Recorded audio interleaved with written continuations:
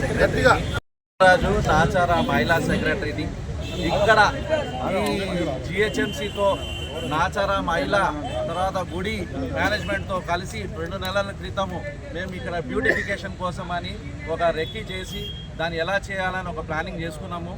ఆ టైం దాని ప్రకారంగా కొత్త రోడ్డు, కొత్త డివైడరు, తర్వాత ఈ ఐలాండ్ బ్యూటిఫికేషన్, గ్రిల్ తీసేసి మంచి గోడ కట్టేసి దానికి పెయింటింగ్లు చేసి నీట్గా, తర్వాత హై మాస్టు లైటింగ్లు చేద్దామన్న ప్లానింగ్తో టెండర్ వేయడం జరిగింది.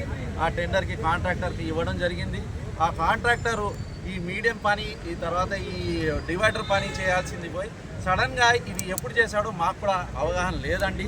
ఇది పగలగొట్టడం అనేది మా దృష్టిలో లేదు.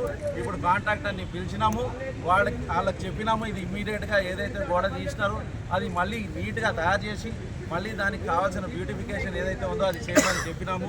దీంట్లో ఐలాకి ఎటువంటి ఐలా కావాలని చేసింది కాదు, ఇది కాంట్రాక్టర్ చేసిన ఏమంటారంటే మిస్టేక్ అని చెప్పొచ్చు. వాళ్లకు పని వాళ్లకు తెలియని మిస్టేక్ ఇది ఇమ్మీడియట్గా మేము దాని గురించి కరెక్ట్ మెజర్మెంట్ తీసుకుంటున్నాము. 100% ఏదైతే గోడ ఇంతకుముందు ఉందో అదే గోడ అలాగే ఉంటుంది. దాంట్లో ఎలాంటి మార్పు లేదు.